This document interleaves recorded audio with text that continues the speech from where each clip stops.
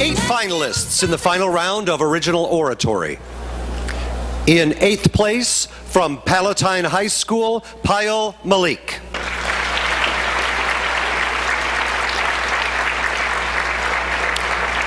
In 7th place, from Benton, Caleb Abbott.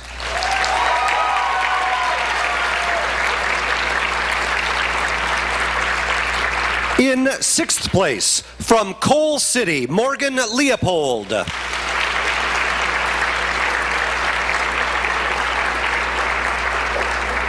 In 5th place, from Downers Grove North, Katie Portman.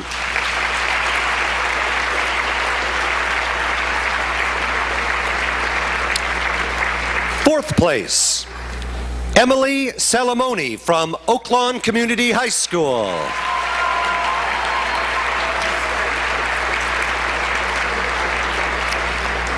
Third place in Original Oratory, from Wheaton Warrenville South, Hannah Howell.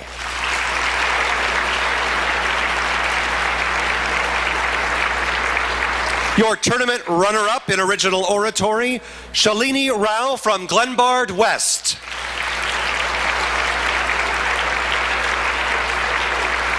And your tournament champion in Original Oratory for 2014, Andrew Heitzman from Neuqua Valley.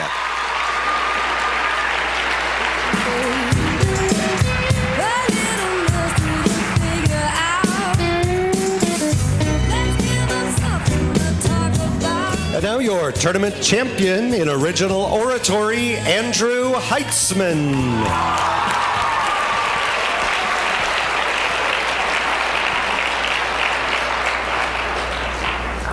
It was October of 2006, and like all of the other 10-year-olds I knew, I made a list of everything I wanted to be for Halloween.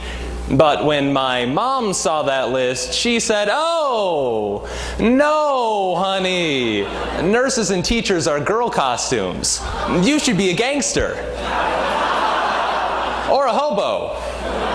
Now, my mom's choices in costumes aside, I wasn't allowed to be what I wanted because she had some idea of what a boy, or even a man, is supposed to be. Even though we live in a society constantly moving towards accepting the individual, we still teach men to fit a general mold. And it's time that mold was broken. By first examining the traditional and modern definitions of manhood. Second, why it's so difficult to escape that old standard. And finally, how beneficial a new outlook is for men and women.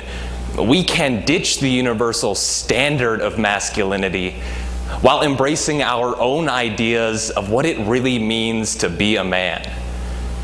Now, my dad played varsity football and ran track in both high school and college. So, naturally, when I got to middle school, I tried out for the musical.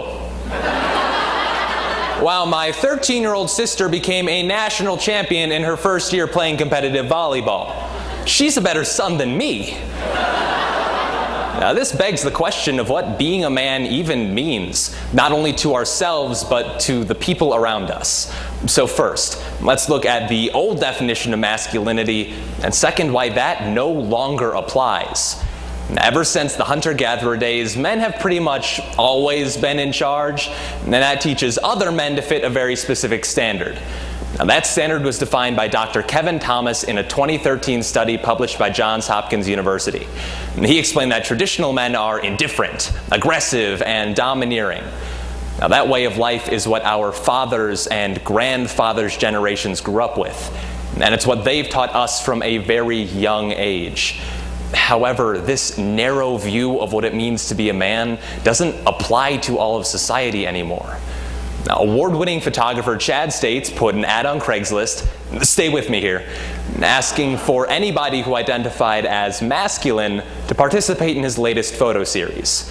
Now, he got responses from straight men, gay men, transgender individuals, and even women, all of whom identified as being masculine. This shattering of who's allowed to be masculine has the ability to make our society more inclusive of those who don't fit traditional gender roles. But we still have work to do before we can get there. While I had to settle for being a businessman for Halloween, my sister got to be Mulan. Now, when she started singing "I'll Make a Man Out of You," I realized Mulan is part of the problem.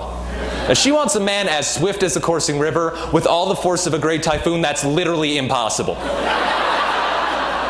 And as harmless as it seems, those definitions are everywhere, and they foster the unattainable goal men are constantly taught to achieve. Now, the reasons we have trouble escaping this standard are twofold. We fail to adapt to a modern society, and we have a fear of being different. But first,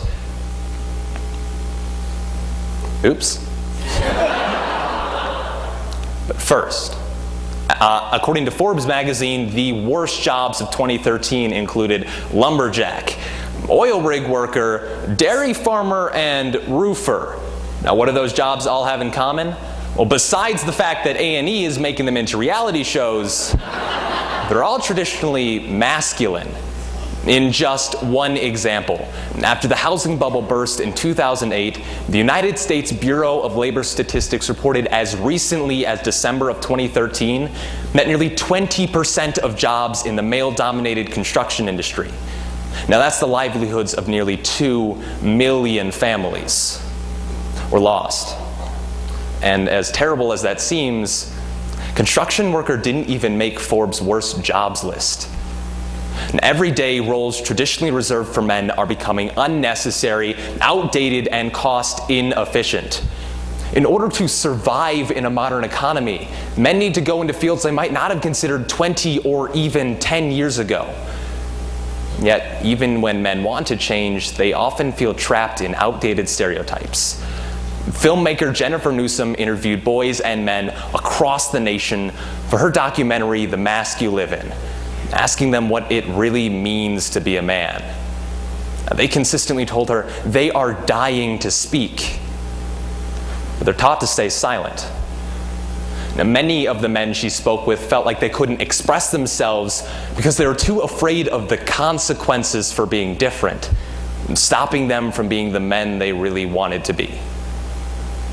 Now, my parents got divorced when I was 13, and I felt like I needed to be the man of the house for my mom and the man my dad always wanted me to be, well before I was ready to think about adulthood.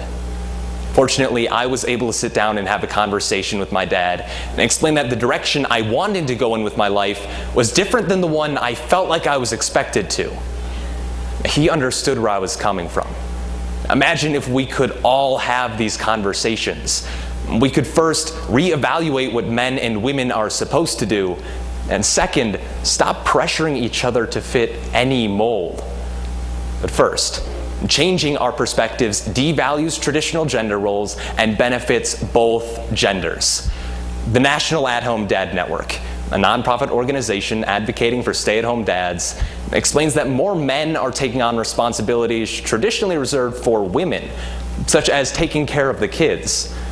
Now, this then frees up the spouses of the at-home dads to pursue successful careers outside of the home and break down even more barriers there. With more roles losing their single-gender tendencies, men and women can work in jobs traditionally reserved for the opposite sex, not creating two equal courts, but one level playing field.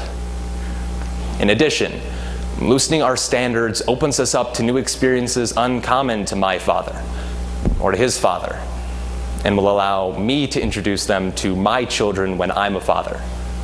To get to that point, we have to change the way we think about manhood. Urban artist and poet Guante said in a viral 2013 YouTube video titled Man Up that he wants to have meaningful and emotional relationships with his brothers and talk to his son about something other than sports. He can't, because our society tells us that's not what a man does. Now, I grew up with a father who spent his childhood hunting, fishing, and playing football. I've never shot a gun.